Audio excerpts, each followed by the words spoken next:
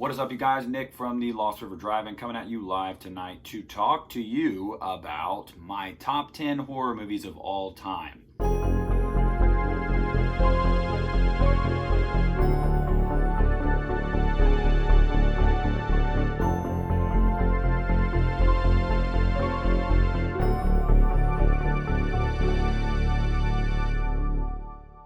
I thought about doing this list for a while and I never did it, and I don't know why, because it's something very basic. Top 10 horror movies, or movies in general, 10 worst. Up to this point I haven't done one. It took me some time to think about what my top 10 favorite horror movies are. This is as of right now, of this moment that I think about it, what my top 10 are and why they are my top 10. Coming in at number 10, we have It Follows, directed by David Robert Mitchell. It Follows is a fantastic movie. First and foremost, the antagonist, you don't even know what it is. You can't get away from it no matter where you go or what you do. And the way it's passed is through sex, which, you know, the metaphor is up for your interpretation, as the director has said. Just a really cool premise. They got some beautiful atmosphere. I mean, feels just like fall through and through. The cinematography is beautiful.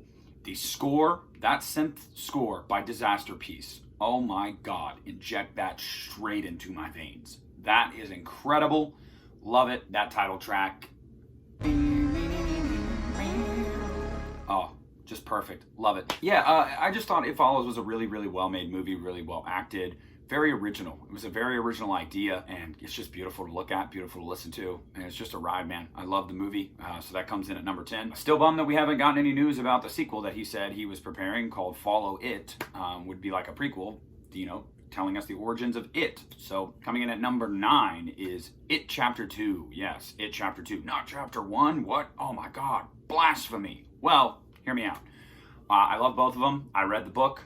I thought the book was fantastic. I love the miniseries for what it was and what it is. What Andy Muschietti did with the two movies was by far and away far better than anything they achieved with the 1990 miniseries. And for me, Chapter 2 takes the cake over Chapter 1 and makes it into my top 10, and that is solely because the adult actors are absolutely perfect in their roles. They have chemistry. You believe that these were the kids. They look like them, they act like them, they vibe off of each other the same way, and with an almost 3-hour runtime, you get a very fleshed out story and a lot of character development for each one of these characters. Having said that too, Bill Skarsgård is just born for the role of Pennywise. He's relentless in the movie. I dig the movie. It's just so fun. And I'm still waiting on Andy Muschietti to announce his prequel, because I don't know if you guys have been following along the It Train news. It's coming. It's coming. I actually messaged Andy Muschietti a few months ago, or maybe it was a year ago or so, and asked, you know, hey, is this still happening? And he said, basically yes, but we can't talk about it. I'm paraphrasing. Coming in at number 8 is Evil Dead 2013. Yes, Evil Dead 2013. I talked about this movie in my most recent video. This should not surprise anybody that this makes it into my top 10 horror movies of all time as we sit here today. The practical effects are done perfectly. The acting is incredible. The modernization of the story, you know, a couple kids in a cabin in the woods, Book of the Dead, demons. It was done perfectly. I absolutely love the movie. Jane Levy, man, fantastic as Mia. I mean, the performance of a lifetime. She did amazing. Honestly, there's really nothing negative that I can say about this movie, except that one dick that had to read the book.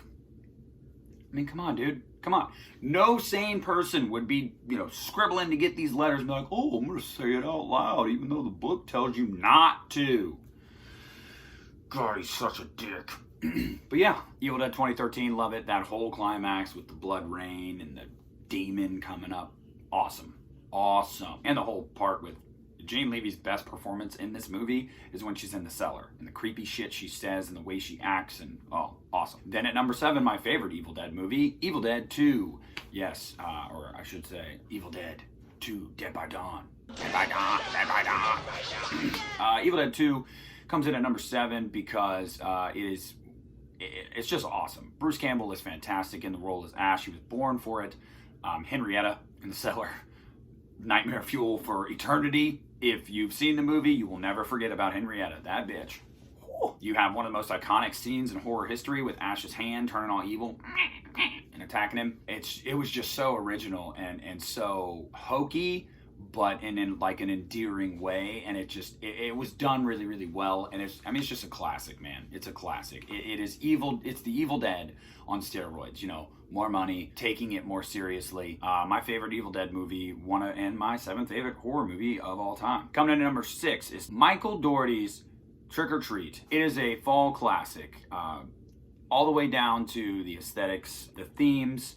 It oozes Halloween. It oozes atmosphere. It is, if you do not watch this at least once every October, or you're like me and you watch it 3 or 4 times every October, then what are you doing with your life? Because this movie is fantastic. From start to finish, you get some great performances by Brian Cox, Anna Paquin. You get some twists and turns. You get a whole new horror icon in Sam, and you just, the entire time you're watching the movie, you no matter what time of year it is, you're like, dude, I want it to be Halloween. Because this just feels Halloween. I mean, I don't know if there's a more Halloween feeling and looking movie. Could be wrong though, so don't come at me for it. And then Michael went on to direct some awesome movies after this. Krampus, Godzilla, King of the Monsters. He's an awesome director, especially visually. Really knows how to set a scene and work with monsters. So absolutely love Trick or Treat. Legendary. What are you doing? Like 5-6 years ago, you announced Trick or Treat 2. Had this whole panel. Oh, we're going to do it. Where's it at? I want to see it. Sam. I need more Sam. Coming in at number 5, we have 2013's The Conjuring. Yes, this should surprise no one. I've talked very highly of these movies on my channel. I absolutely love the Conjuring movies. The Conjuring was one of the scariest, if not the scariest movie theater experience I had. Saw it on opening night. I was jumping and freaking out, and so was everyone around me. And I do not get scared most of the time by horror movies, and this movie scared me. The whole climax is incredible. James Wan just knows how to craft a scare, even out of the most just simplistic things. He is just a master at it. It was an unforgettable experience. I'll never ever forget seeing The Conjuring in theaters. Truly terrifying movie. Ages incredibly well. Still love watching it. Watch it multiple times a year. And yeah, super excited for The Conjuring. Devil Made Me Do It. Coming in at number 4 is 1996 Scream. Yes, I mean, come on. It had to be in there somewhere. Here it is. Scream was awesome for what it was. It really brought back to life the slasher genre in its own meta, self-aware way, while also taking itself very seriously. And that's a hard line to walk, where you're poking fun at your own genre of movie that you are, while taking yourself seriously and trying to actually thrill your viewers. Scream does it perfectly, as does Scream 2. Scream 3, not so much. Ghostface is an icon.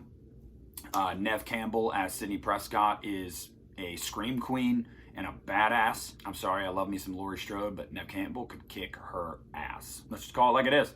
I just absolutely love Scream, love the franchise, and Matthew Lillard or Shaggy. It's just a great movie. It's just a great movie, guys. I don't really know if I need to say anything else. Just a truly smart, original slasher revival, and we are forever indebted to Scream for that. Top 3. Coming in at number 3 is The Conjuring 2. Yes, The Conjuring 2.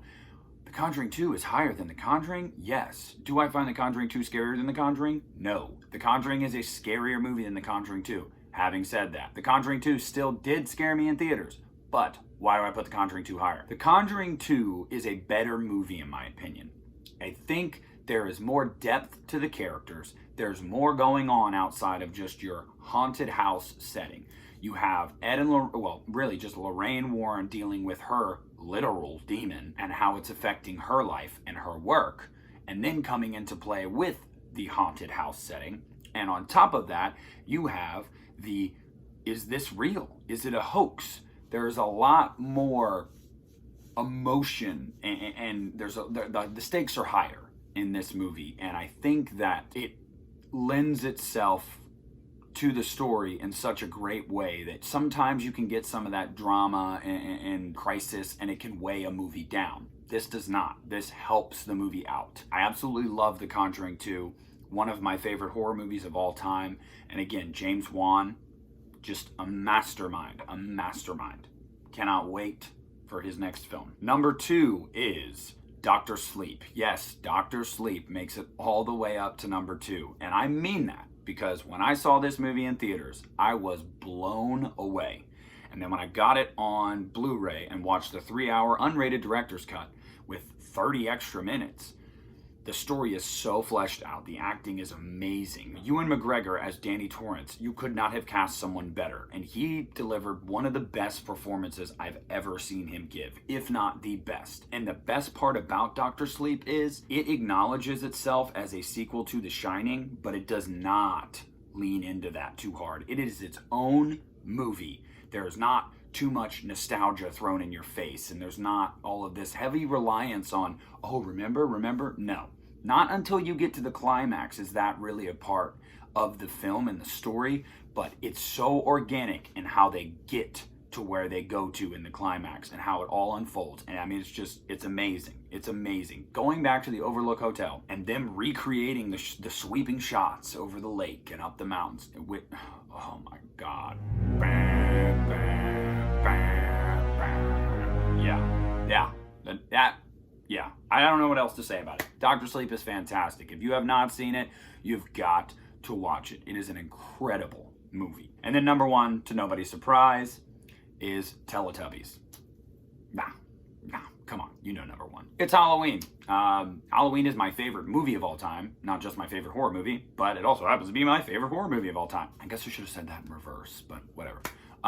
Yeah, Halloween, man, it wasn't the first of its kind. We know, Black Christmas, Peeping Tom, Psycho, but for all intents and purposes, it started the slasher genre. It kickstarted it. It brought it into the mainstream, and it did it better than any movie had been done before it. And it gave us Freddy, it gave us Jason, it gave us Pinhead, it gave us what we know today, it gave us Chucky. We are indebted to Halloween forever because of that.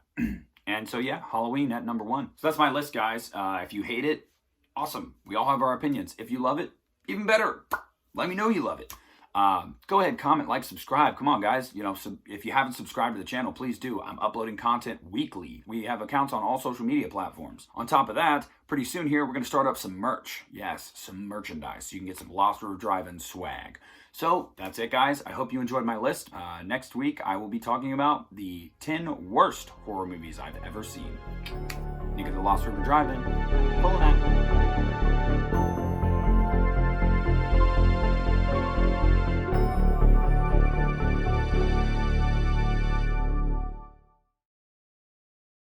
Couple honorable mentions that did not make the cut. Unfortunately, does not mean that they're not great. It does mean they're great. It means that maybe on another day they might slide in the spot and one of the ones in my top 10 might slide out. Who knows? But as I sit here today, first and foremost is A Nightmare on Elm Street. 1984.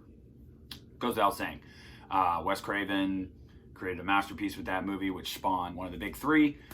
Freddy Krueger, my boy. The idea of having somebody that kills you in your dreams, so you're basically never safe from this killer, was pretty groundbreaking when it came out. Love Nightmare on Elm Street, love Wes Craven, love Robert Englund as Freddy. He's iconic. And, you know, we get to see young Johnny Depp. And you look at him now and you're like, ha, you died from Freddy Krueger in a waterbed scene that was one of the coolest kills still in horror history. Another honorable mention is The Silence of the Lambs. Now, people might say, well, this isn't really horror. It's more, you know, thriller, crime, mystery. Yes and no. They all kind of fall under the same umbrella, and it has a lot of horror elements to it. Although I would say Hannibal is more straightforward horror. The Silence of the Lambs, nonetheless, awesome movie. If you haven't seen it, Anthony Hopkins gives the performance of a lifetime. And there are actually 3 movies with him playing that character. There's Red Dragon, which is a prequel, and then there's Silence of the Lambs and Hannibal. All 3 of them are super enjoyable for what they are.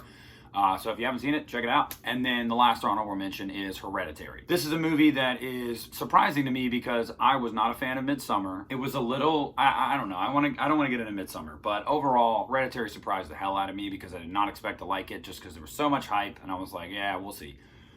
Awesome movie. Everything that happens in it is pretty much to be expected. Now, I mean, the ending, at least, what it leads up to, you kind of know. The execution of it is on point, and I think that's where the movie gets you, is just how well made it is. Scared the crap out of me at the end. I'll never not have nightmares about Toni Collette crawling up the fucking wall, like, what the hell? That was super creepy. And the scene with the daughter, and that's all I'll say about that, but that messed me up. That was not expected, for me at least. So, and Toni Collette was snubbed of an Oscar.